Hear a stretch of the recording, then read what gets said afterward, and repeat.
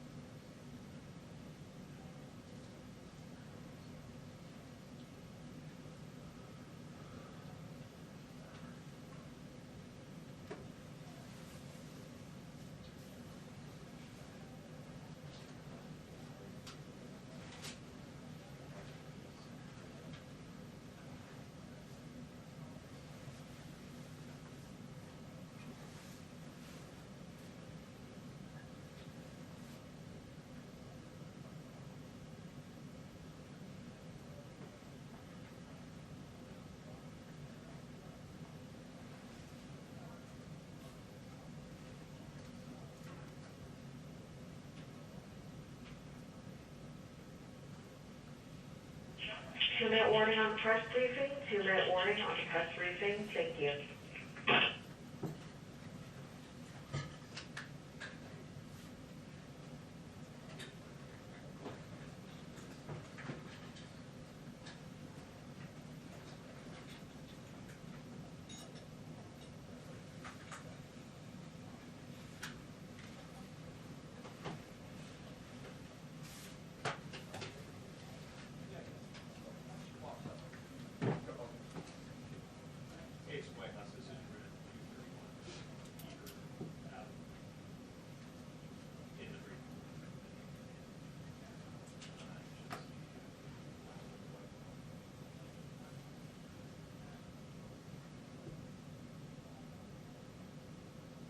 It's for next hour. The three wraps up.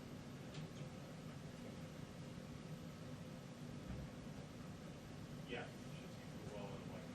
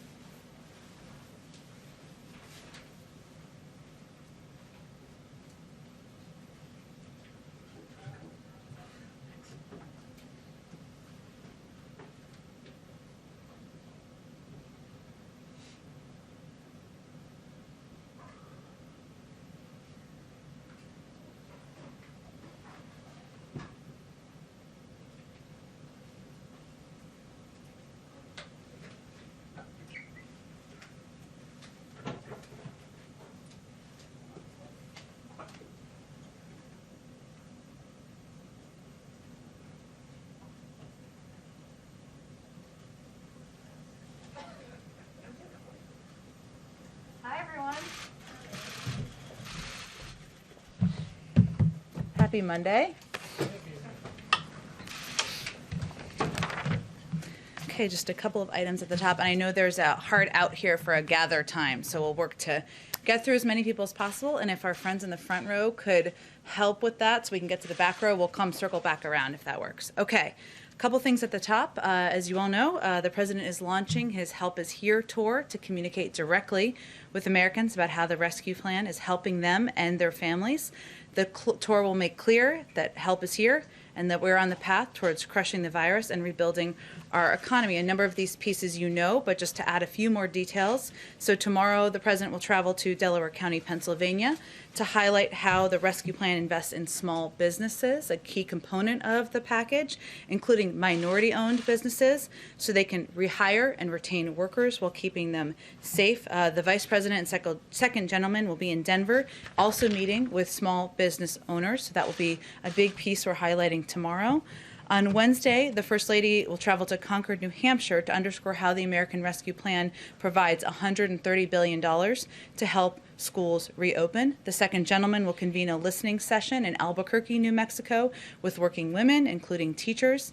And Education Secretary Cardona will do a remote local media tour to talk about school reopenings. And I think you can see what the theme is of that day. On Thursday, the administration will showcase how the American Rescue Plan provides emergency aid to cover back rent, help homeowners catch up on their payments, and provide funding for families recovering from homelessness. And then on Friday, President Biden and Vice President Harris will travel to Georgia, as you all already know, to underscore how they and congressional Democrats fulfilled their promise in delivering $1,400 checks to finish the job of $2,000 in direct relief to millions of Americans. The second piece of, just the last piece I should say at the top, is many of you saw the news out this morning that Gene Sperling will be joining the team here to run point on the implementation of the rescue plan. I've known him for a long time, worked with him previously, but to give you a few highlights, Gene has spent more than a decade at the highest level of government, including a senior Treasury official and as the only person to serve as NEC director twice. As we've talked about a bit in here, there are a number of economic officials who will be playing roles in implementation, so he has especially an interesting and relevant background in helping pull all those levers. Gene was also played a key role in helping steer Detroit out of bankruptcy and on the path to renewal, and he quarterbacked support for small businesses and economic assistance for unemployed Americans. He will work with the heads of White House policy councils and key leaders at federal agencies so we can get funds out the door quickly, maximize its impact, accelerate the work the administration is doing to crush COVID and rescue our economy. And as I've noted in here before, the president felt it was important to have a point person who could, of course, pull all of these levers. With that, go ahead, Zeke. Thanks, Jen. Millions of Americans started to receive direct deposit checks over the weekend. Has the president given any thought to how he wants Americans to use that money? Does he particularly want them to spend it to stimulate the economy? Well, it's a great question. I think that the president believes that this relief will help Americans get through this difficult period of time, and they will use it for different means. Some Americans will use it to ensure they can put food on the table. That certainly is a form of stimulus. Some will use it to ensure they can pay their rent. That's also a form of stimulus. Some will use it to pay back some loans they may have taken out. It's really up to family. He wants them to have the discretion on how they're utilizing these funds, but he pushed for this additional $1,400 check and was adamant about that because he knows people need a bridge to get to the other side of this economic downturn. On a different subject, the Vatican today said it would not bless same-sex unions. The president's a devout Catholic. Does he have a personal response to that? I don't think he has a personal response to the Vatican, no. He continues to believe and support same-sex unions, as you know, and he's long had that position. And then finally, does the president's the head of the Democratic Party. What message is he sending by not calling on the New York governor to resign, number one? And number two, tomorrow is the usual weekly call with governors. Governor Cuomo is still the head of the National Governors Association, usually attends. Is he still welcome on the White House convened call? Well, let me first say that, like everyone who continues to read stories, new developments seem to happen every day. We find them troubling. The president finds them troubling, hard to read, and every woman who steps forward needs to be treated with dignity and respect. The New York Attorney General is pursuing, of course, an independent investigation against Governor Cuomo, and that is appropriate. And the president believes that's appropriate, as does the vice president. The investigation needs to be both quick and thorough, consistent with how serious these allegations are.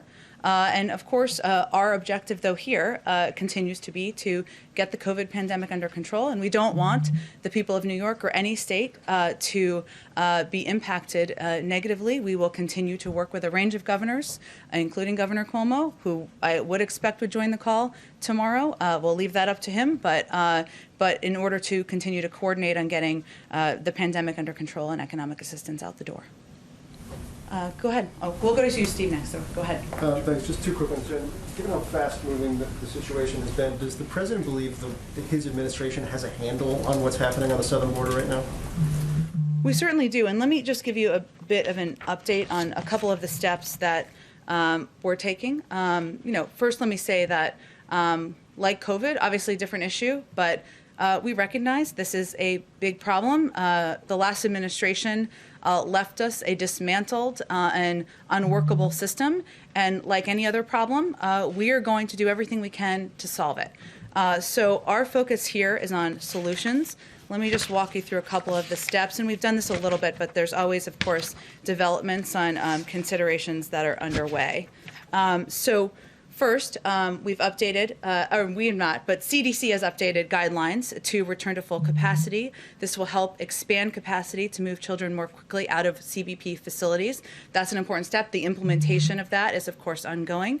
There's now an embedding at the president's ask of HHS and ORR staff with CBP, which will allow government to more quickly ID, vet, confirm sponsors and family members of the unaccompanied minors, and will lead to quicker placement. Because as you know, or as all of you know, big issues here are expediting what's happening at the border. None of these Border Patrol facilities are made for children, and we want to move them as quickly as possible into shelters and then into homes.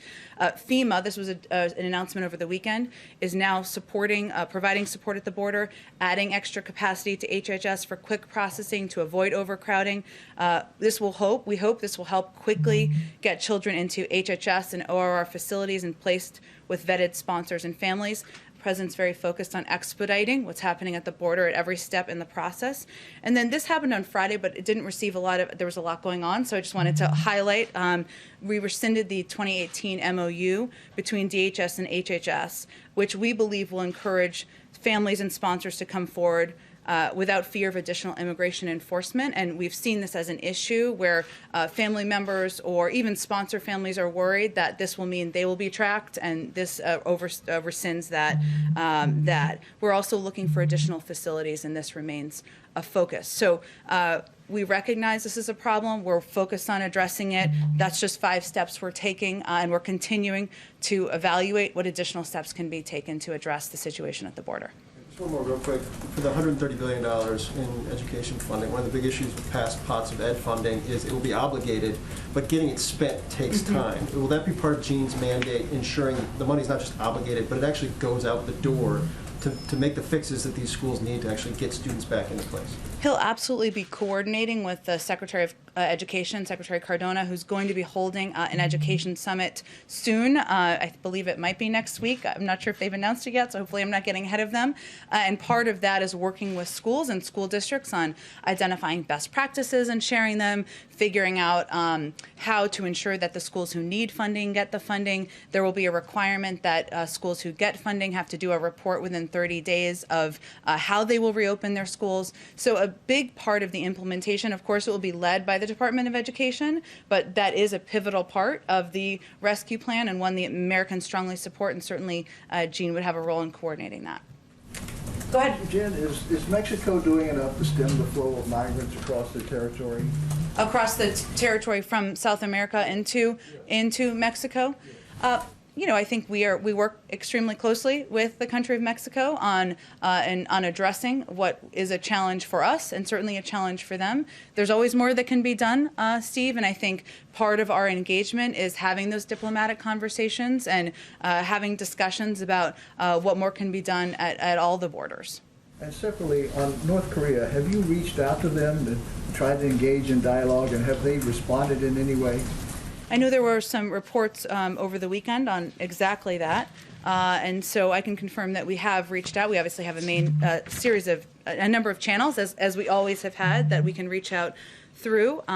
We also are focused on consulting with many former government officials who've been involved in North Korea policy, including from several prior administrations. And we have and will continue to engage with other Japanese and South Korean allies to solicit input, explore fresh approaches. We've listened carefully to their ideas, including through trilateral consultations. Our goal is, of course, diplomacy is always our goal. Our goal is to reduce the risk of escalation, but to date we have not received any response. Are you surprised by that they haven't responded?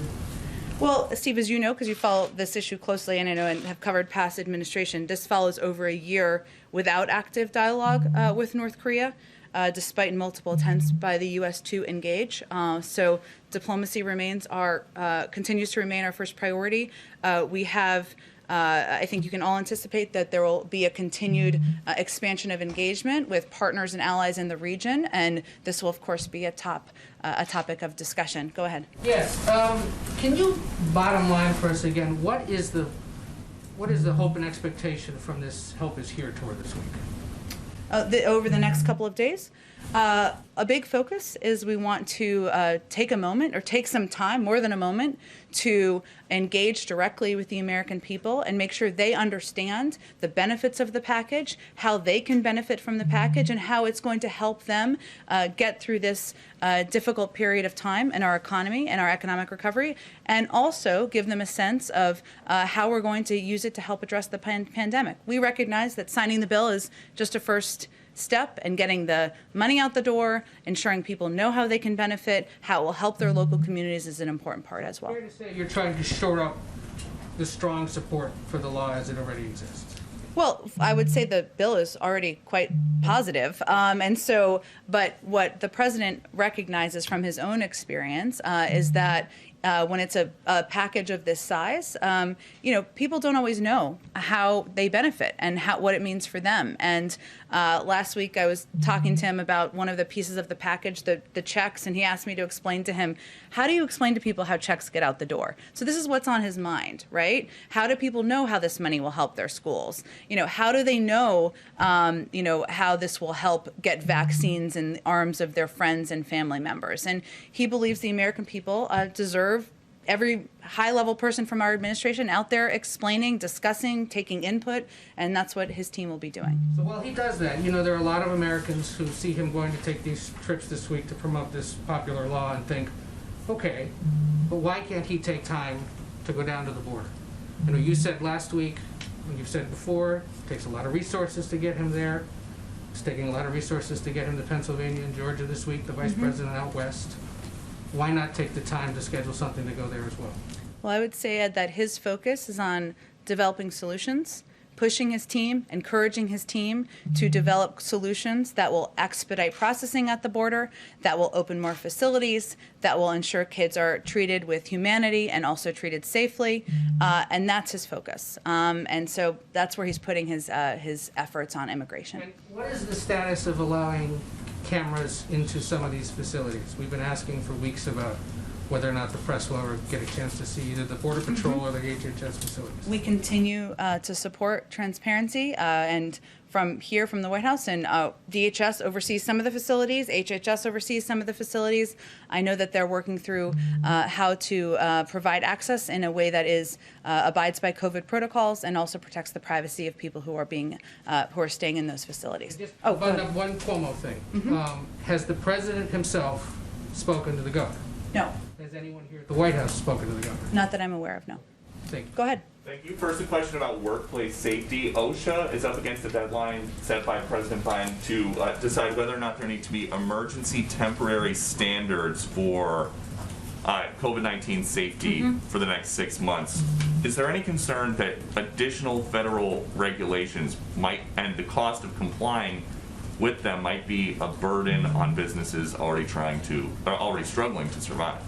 Well, first, the president signed an executive order, which I know you're familiar with, but back maybe the third day he was in office, because he wants to ensure that workers are, of course, safe. He's asked the American people to do their part to help quickly beat the virus, and he has directed OSHA to determine if an emergency temporary standard was necessary to protect workers from COVID. So his objective is actually to protect workers and members of the workforce. The OSHA has been working diligently, but we, of course, believe they should have the time to get it right and time to ensure it's right. And so we're waiting for them to make a conclusion. And as the voice of the White House, how hard would it be to convince people in some states that are trying to open up quickly that there are new federal rules that they need to follow instead? Well, there are no new federal rules yet. We will let OSHA put out their guidelines, and then, of course, we will work to ensure that people understand why and that they support workers being safe, which I think even many owners of businesses would support. And then on immigration, does FEMA's arrival at the border mean that the administration feels what is happening down at the border is a disaster? I know that we always get into the fun of labels around here, but I would say our focus is on solutions, and this is one of the steps that the president felt would help not become a final solution, but help expedite processing, help ensure that people who are coming across the border have access to health and medical care. Clearly, the numbers are enormous. This is a big challenge, and it certainly is a reflection of using every lever of the federal government to help address that. With FEMA, though, specifically, their mission is helping people before, during, and after disasters. We've heard you say that it's a problem, that it's a challenge. Is it now a disaster? I appreciate the opportunity. I do like your mask. But I will say that FEMA is there to help ensure that the people who are at the border, who are coming across the border, have access to HHS and ORR shelters, that we can swiftly placed them with vetted families. They're playing a number of roles there to address what we feel is a significant problem and a significant challenge. And I think we haven't been hiding about that. And then just a quick final one. DHS said that the FEMA plan for 90 days would be to receive, shelter, and transfer unaccompanied children. Does that mean that the federal government now is moving beyond the message from the last couple of weeks, which was now is not the time to come? No, we are doing both, and it's a complicated problem, no doubt about it. We are sending the message clearly in the region. Now is not the time to come, but also we want to ensure that people are treated with humanity, who are children, who are unaccompanied children. That's who we are as a country, and so we are doing both. Go ahead. Thanks, Jen. Hey, given what we're seeing at state legislatures in terms of tightening voting restrictions, some groups are saying that the White House should consider reprioritizing voting rights over infrastructure. Is that something that's under consideration here at the White House, to reprioritize and focus on voting rights next, now that the ARP is out? Well, first I would say that H.R. 1, as you all know, has passed the House. S1, I believe, will be I think, put forward officially later this week, or that's what reports suggest. We are working closely with senators who we've engaged directly with on this, with staff, and we are very deeply engaged in working with members of the Senate and their teams on how this can move forward. I wouldn't say one is over the other. Voting rights and ensuring people have access to voting, that it is easier, not harder, is a core priority for the president. That's why his team is so engaged in this process. And of course, investing in infrastructure, ensuring that we can create good, clean energy, union jobs is also a priority. You have to walk and chew gum as President of the United States, and certainly he believes both are imperative and important. And then on infrastructure, is there concern that any tax increases on as related to the package that would slow down economic growth at all? Well, there isn't a package yet, right? I know there's lots of conversations in Congress, and we're certainly working very closely with them and consultations. And obviously, the president will have more to say about what he wants to pursue next as part of his Build Back Better agenda. The president remains committed to his pledge from the campaign that nobody making under $400,000 a year will have their taxes increased. His priority and focus has always been on people paying their fair share, and also focusing on corporations that may not be paying their fair share either. So that remains his overarching approach, but there isn't a package yet where we're talking about pay-fors yet. So I expect we can have more conversations about that down the road. Go ahead. Jen, thanks. Two questions. One, the Treasury Secretary said yesterday that a wealth tax is something you haven't decided on yet and can look at. Is that on the table as an approach to pay for some of the next round of plans from the president?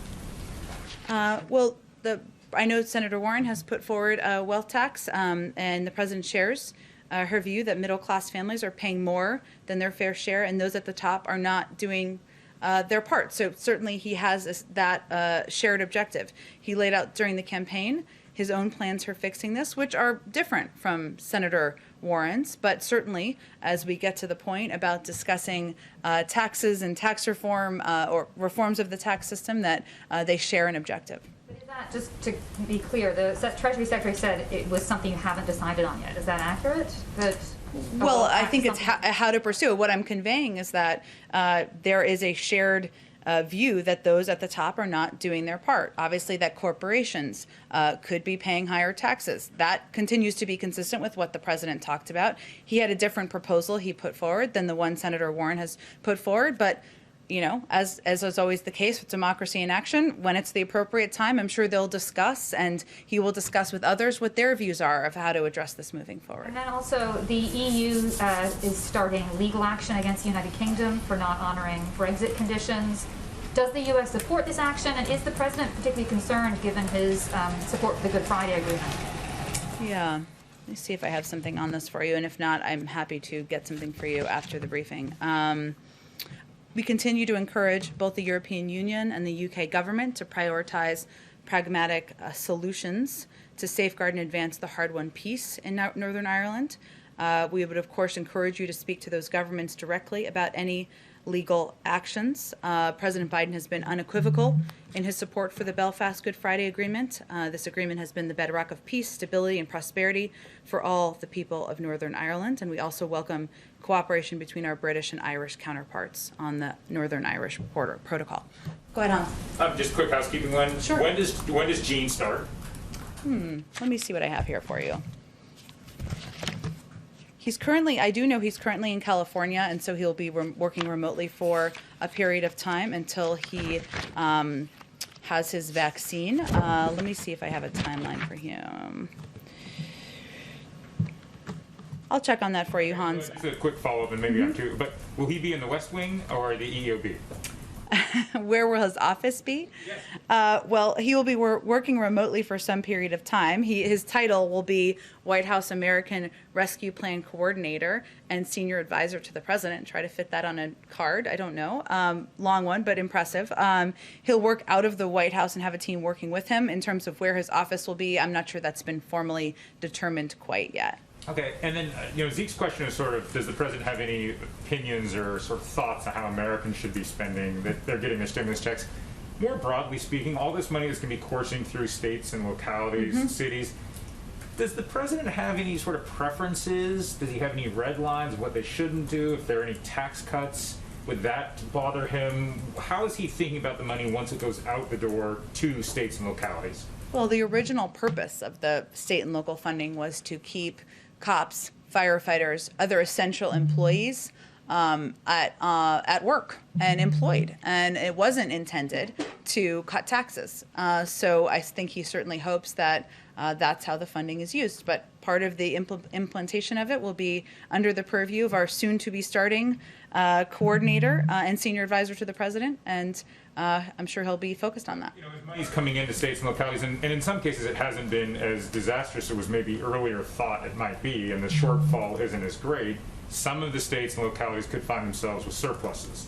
And so I guess what you're saying here is that the president, and Gene by extension, would be opposed to any tax cuts that any states or localities would pass through, that they'd rather have it be more on the building front or more on the hiring front. Am I hearing you correctly? Well, I think the intention, as we've long talked about, was to keep people in their jobs and their roles. If there's like cops and firefighters and others, if there are surpluses, I'll have to talk to our NEC team if what considerations they have for that particular issue.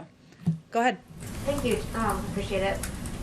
Just circling back to Governor Cuomo, the Washington Post reported on Sunday that a top Cuomo advisor, who also happens to be New York's vaccine czar, called county officials to gauge their loyalty to Cuomo amid his sexual harassment investigation. I wanted to see if the president is concerned that vaccine distribution in New York has become politicized, and is the administration taking any steps to make sure that political favoritism is not tainting access to vaccine for New Yorkers? Well, first, let me say we all read those stories. One was in your outlet. There were a number of other stories out there, and certainly we found them concerning about this inappropriate reported behavior.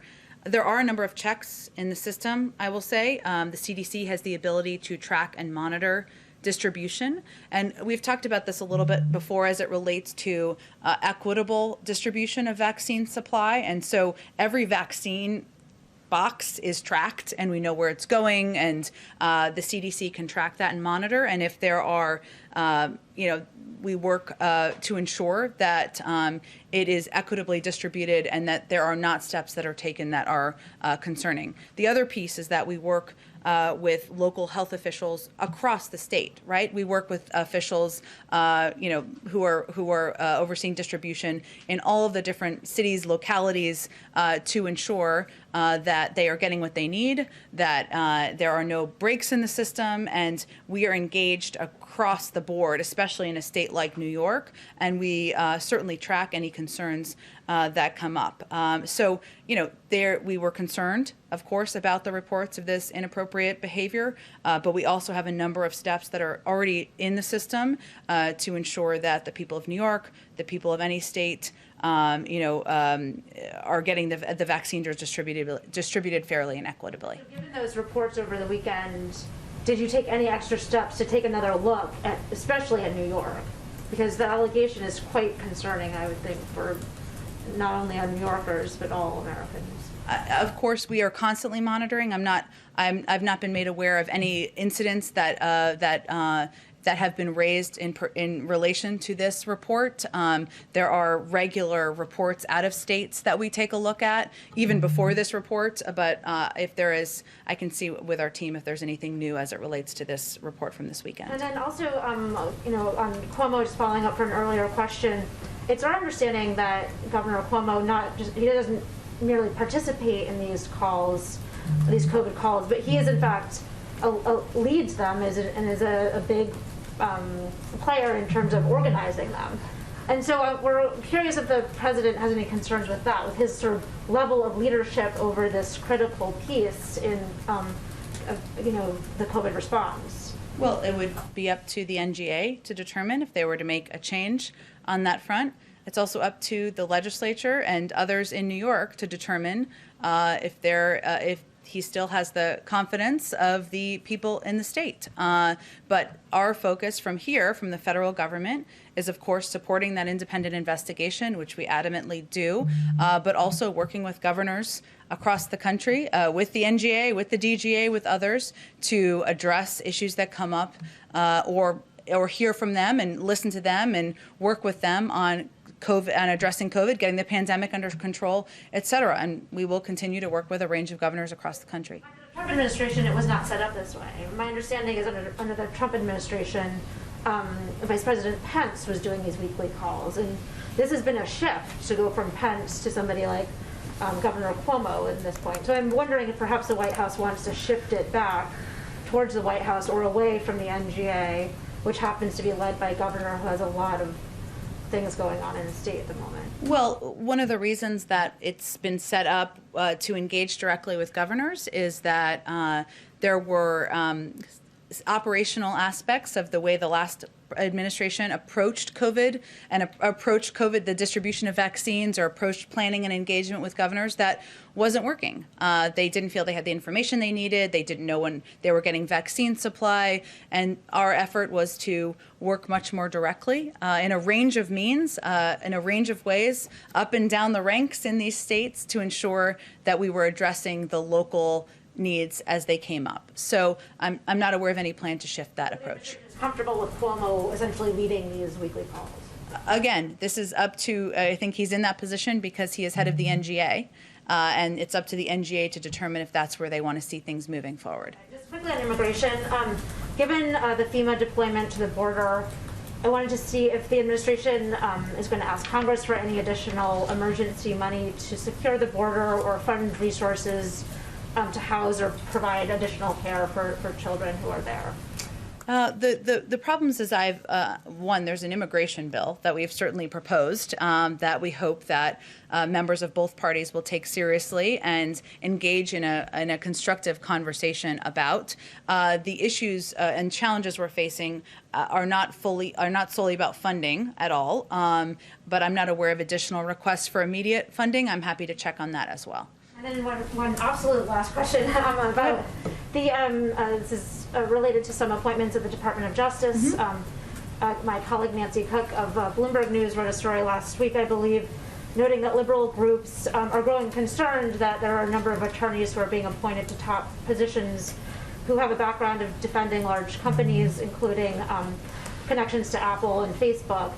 And these groups are asking that some of these attorneys recuse themselves in matters of antitrust matters. I'm just wondering if the administration or the White House shares that concern and is considering asking them to recuse themselves on some of these larger big tech antitrust matters that will be coming up, presumably. I'd have to look at it more closely. It may be a decision for the Department of Justice to make, but I will look more closely and see if we have a view from the White House about recusals. Thanks. Go ahead. Thank you. Oh, okay. Go ahead. Go ahead in the back. Thank you very much, Jen. Quick follow-up on the border. Does President Biden plan to visit the border? I don't have any trips to preview for you at this point in time. If we do, we will certainly preview them. Something he's considering or talking about? I don't have anything to preview for you. Okay, going back to the vaccine. I know you say the goal is to vaccinate Americans first, but I want to go back to the AstraZeneca supply sitting here in the U.S. without approval. Many countries are seeking, Brazil is also seeking access to the supply, and Brazil is in urgent need. Scientists around the world are saying that Brazil is a threat to the world right now, the situation there, the crisis there. Dr. Fauci said last week that the most important thing to do in Brazil is to get more people vaccinated as soon as possible. But Brazil is struggling. So when can we expect that these countries that need it right now and can use right now because they have the approval there, when can we expect they can have access to maybe this supply, maybe in June or July? Can you? Well, we are engaged with a range of countries. I'm certain with Brazil as well about their requests. And we are, of course, focused. The president is focused on ensuring that all Americans, all adult Americans are vaccinated. That's the first objective here. But we are looking forward to being, players in the global community's effort to address the global pandemic. There was a significant announcement made on Friday coming out of the Quad Summit about supply that we have agreed to work with the Quad members to provide to a range of countries and regions. And we are certainly open to discussing and considering, when we can provide additional supply. But I don't have anything to preview for you, predict in terms of the timeline. We're going to have to just go on because otherwise we're not going to get to everybody. Go ahead. So a new poll from NPR and Marist said that nearly half of Republican men won't get the vaccine when it's available to them. And I know that last week you said that the Democratic administration might not always be the best messenger to communicate to everyone kind of the importance and the benefits of getting the vaccine. And so I just wanted to ask if the White House is making plans to try to boost Republican receptivity to the vaccine. And can you share what any of those ideas are? Sure. First, the president's goal is to vaccinate all Americans, not just those who voted for him. Right now, the phase we're in is that demand for the vaccine still outstrips supply. We won't be in that phase forever, but right now the big issue is access and people wanting to have access to the vaccine. And so we're focusing on how to make it as convenient and accessible for Americans as possible. And I talked about this very briefly last week, but we know we need to meet everyone where they are, and that includes conservatives and ensure there are trusted messengers who lead the way in those engagements. 81% of Republicans said they would trust their own doctor or healthcare provider in some polling that came out this weekend to provide reliable information about a COVID-19 vaccine. This is consistent with what I was conveying last week and some of the data that we've seen internally about how, yes, there are a number of prominent officials out there who, if they were more vocal about getting the vaccine, we'd certainly support that. But also doctors and local health providers we see poll after poll, are one of the most trusted authorities in communities, regardless of people's political affiliation, as are religious leaders and local leaders as well. So we are very mindful of that and thinking of ways to support, empower, help fund those efforts. We're also meeting regularly with conservative groups, faith leaders, and rural stakeholders to partner with them in boosting vaccine confidence. But I also have a couple of examples that I found interesting. Hopefully you do as well. We are focused on earned media and establishing partnerships with trusted messengers right now. We will quickly move to a big public campaign, which will be run out of HHS. There's even some funding in the American Rescue Plan for that. That will be a part of it that hopefully we'll have more to say on in a couple of weeks. But a couple of examples. Tomorrow, Dr. Fauci and Dr. Collins will be hosting an event with evangelical leaders to discuss the vaccine and how we can partner with them. Dr. Collins has appeared on the 700 Club. We also have done, of course, a range of engagements with different communities where there's vaccine hesitancy. Dr. Nunez-Smith on the Shade Room. Dr. Fauci did an interview with Gloria Estefan, which now I want to go find and watch myself, as I'm sure many of you do. So we are trying to be creative on earned media to meet people where they are, but we're also mindful of empowering, supporting local trusted voices, because we've seen that in poll after poll to be an effective way of reaching a range of communities. Dr. Fauci said recently that former President Trump getting involved in this would be a game changer for encouraging Republicans to take the vaccine. Do you guys agree? And does President Biden want to see Trump get involved in this messaging?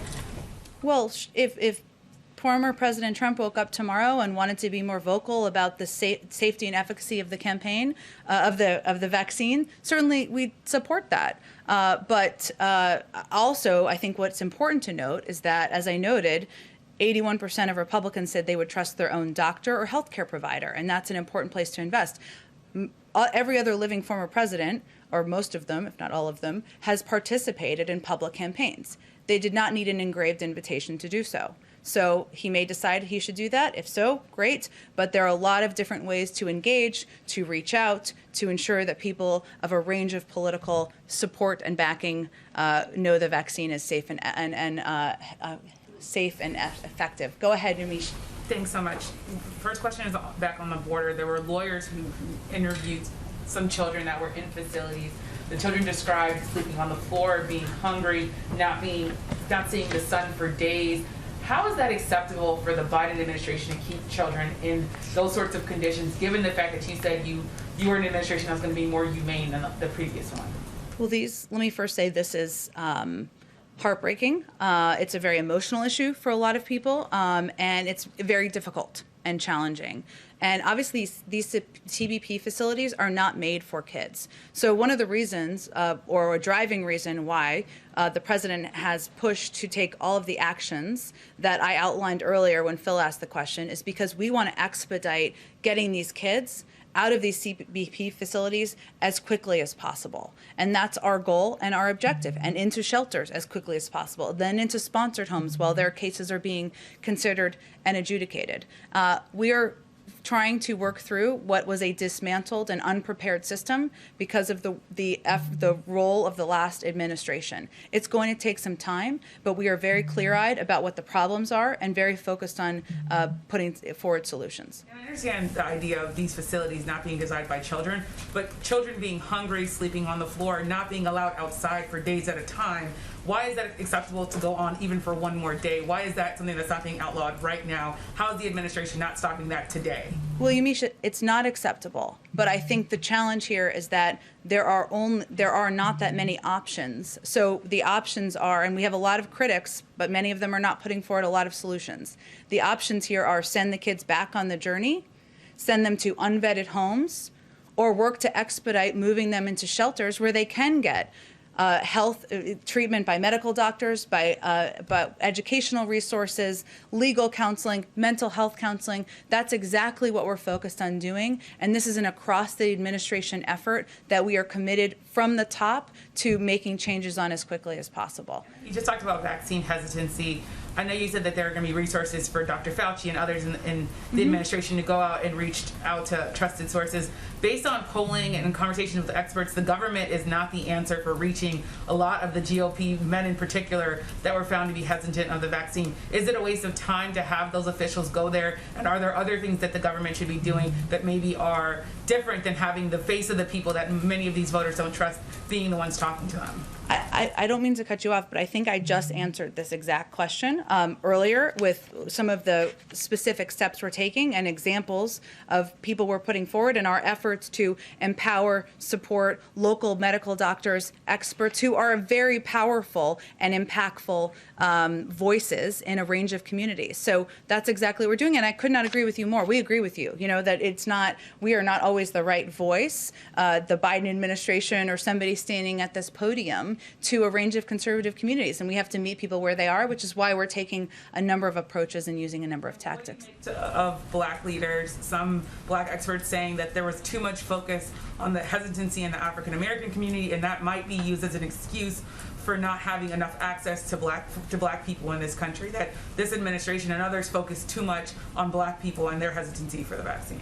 I may not be understanding your question. We're not I would say this, leaders say that black people's hesitancy to the vaccine might be used as an excuse for low vaccination rates as well as access to the vaccine. So there are some that are saying when you talk too much about African American people and their hesitation to the vaccine, that then becomes an excuse. Those are the arguments that African American leaders and others are making right now.